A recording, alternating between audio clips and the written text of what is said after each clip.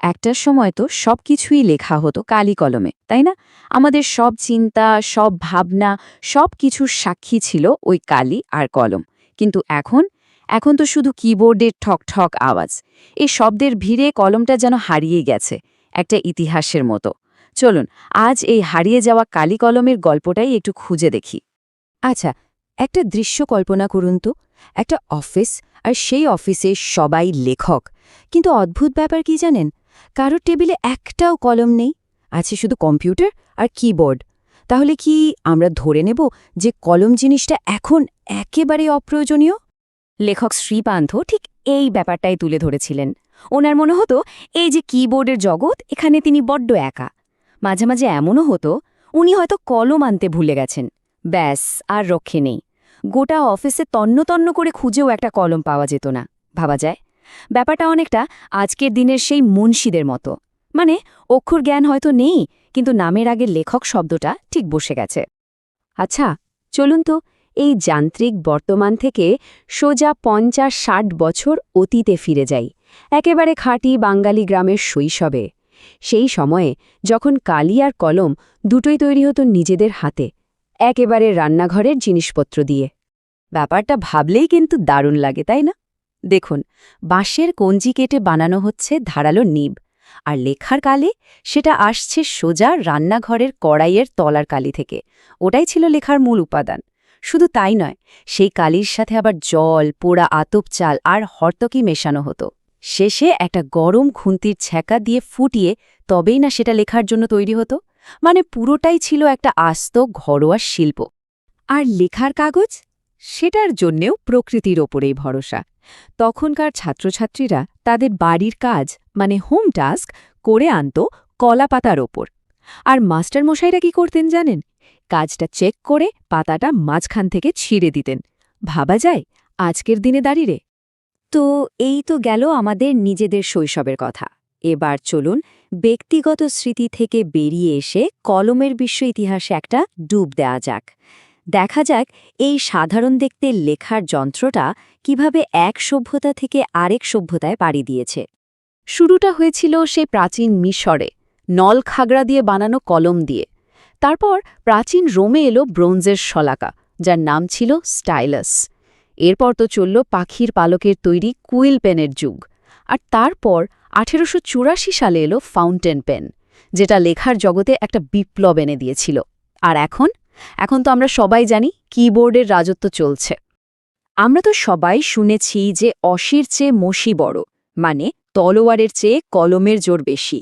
কিন্তু মজার ব্যাপার হলো, কলমের ইতিহাস কিন্তু সবসময় অতটাও শান্তশিষ্ট ছিল না।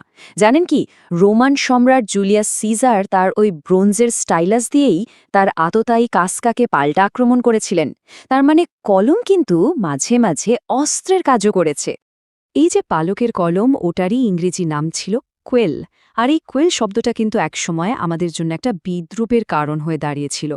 ঔপনিবেশিক আমলে লর্ড কার্জন বাঙালিদের ব্যঙ্গ করে বলতেন, বাবু কোয়েল ড্রাইভার্স। ভাবুন একবার, একটা সাধারণ লেখার জিনিস, সেটাও কিনা রাজনৈতিক হাতিয়ার হয়ে উঠতে পারে।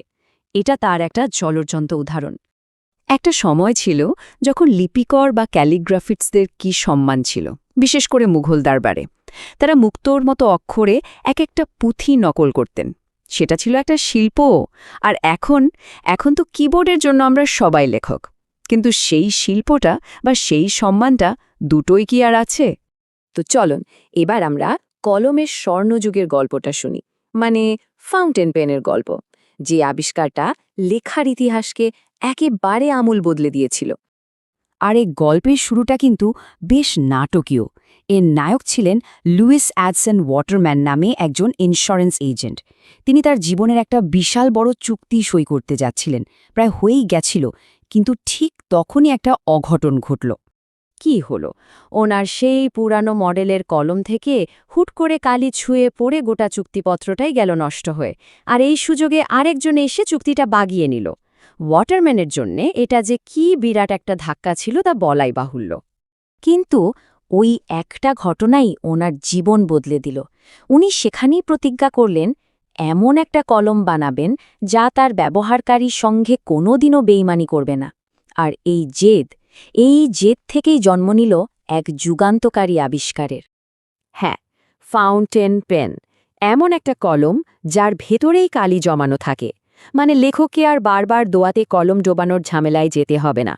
আর জানেন, এই অসাধারণ কলমটার এত সুন্দর একটা বাংলা নাম ঝর্ণা কলম, এটা কে দিয়েছিলেন? স্বয়ং রবীন্দ্রনাথ ঠাকুর। কি মিষ্টি একটা নাম, তাই না? ফাউন্টেন পেন বাজারে আসার সাথে সাথেই তো একটা হইচই পড়ে গেল।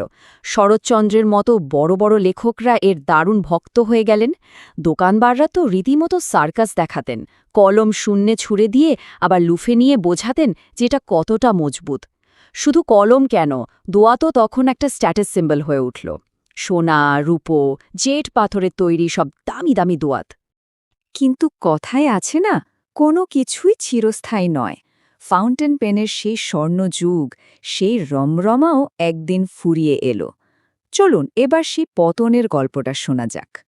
আর পতনটা শুরু হলো বল পয়েন্ট পেনের হাত ধরে। বাজারে হু হু করে চলে এলো সস্তার বল পয়েন্ট, দামেও কম, ব্যবহার করাও সোজা, আর যেখানে সেখানে পাওয়া যায়। ফাউন্টেন পেনের যে একটা আভিজাত্য ছিল, তা এই সাধারণ বল পেনের স্রোতে কোথায় যেন হারিয়ে গেল। কলম জিনিসটা এতটাই সস্তা আর সাধারণ হয়ে গেল যে একটা সময় নাকি পকেটমাররাও আর পকেট থেকে কলম চুরি করত না। ভাবুন, কারণ ওটার আর কোনো দামই নেই। কোথায় ছিল একটা মূল্যবান জিনিস, আর কোথায় হয়ে গেল একটা মামুলি বস্তু। তাহলে কি এটাই কলমের যাত্রা শেষ? কিবোর্ড আর টাচ স্ক্রিনের এই যুগে কলম কি তাহলে চিরদিনের মতো জাদুঘরে ঠাঁই পাবে?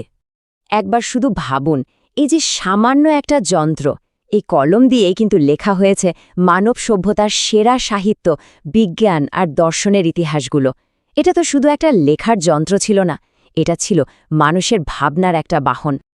কিন্তু এই কলমের একটা অন্য ভয়ঙ্কর দিকও আছে, একটা মর্মান্তিক ঘটনা।